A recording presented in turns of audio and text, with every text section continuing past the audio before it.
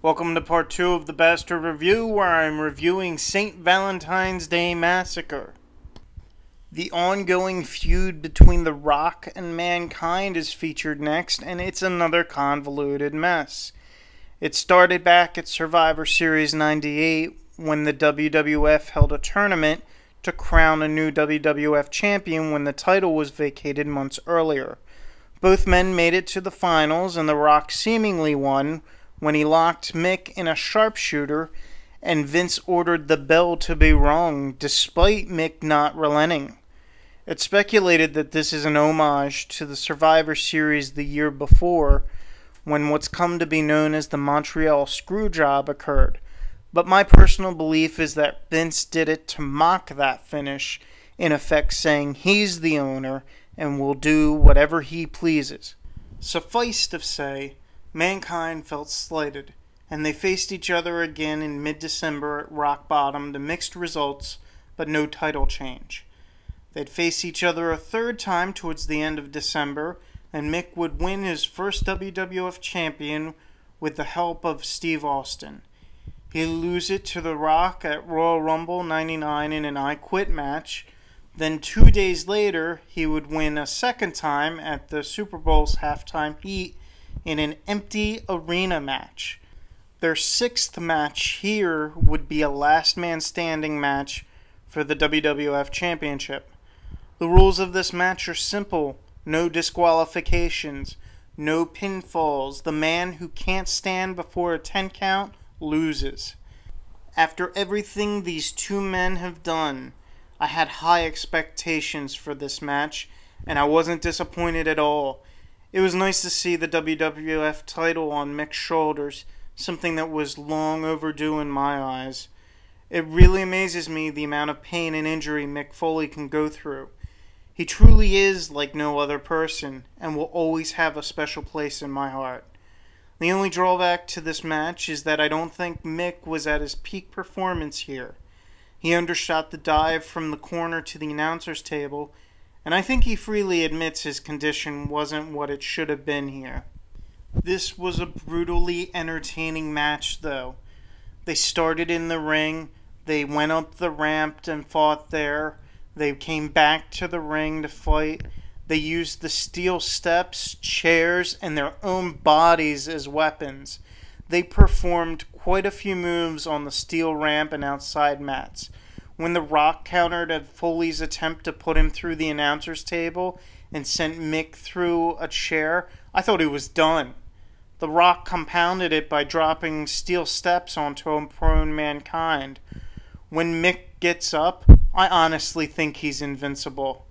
Throughout the match, Rock gets on the mic and puts Mick down or sings in a smarmy attitude. Of course, the referee gets knocked out of the ring at one point, and Mr. Sacco makes an appearance. And while the double countout ending was a disappointment, I agree with the audience. Bullshit. It was still a great match, and the highlight of the night. I'm giving this a 9 out of 10.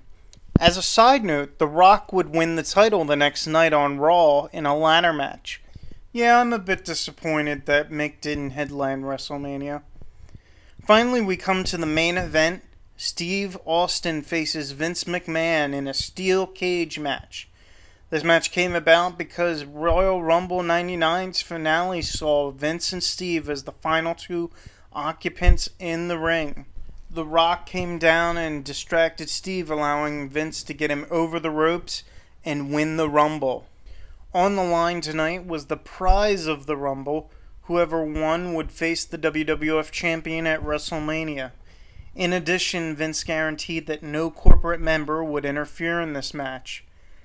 Honestly, this match didn't really interest me so much, despite my admiration and enjoyment of seeing Steve in the ring and beating up his boss. Vince did a good job of playing against the crowd by taking his time getting into the cage. I loved how Steve played possum by faking an injury falling from the outside of the cage and drawing Vince close to attack him. Seeing Vince fall from the top of the cage into the Spanish announcer's table was very impressive. The announcers ate it too, falling from their chairs, which was highly amusing. EMTs come out to take Vince away, thus announcing that Steve is the winner. But Austin grabs the mic and says the match hasn't started for him to win, but he's going to start it. He grabs Vince, who's now on a gurney, and sends him into the side of the ring. Steve finally gets Vince into the cage, the bell rings, and Austin starts to punish Vince, even going so far to bust Vince open. Steve has multiple opportunities to exit the cage and win the match, but Vince stops him by giving him the finger, which is Austin's gimmick, and thus drawing him back into the cage. Things get a little strange when Big Show, under his real name Paul White, climbs up through the ring mat and attacks Austin.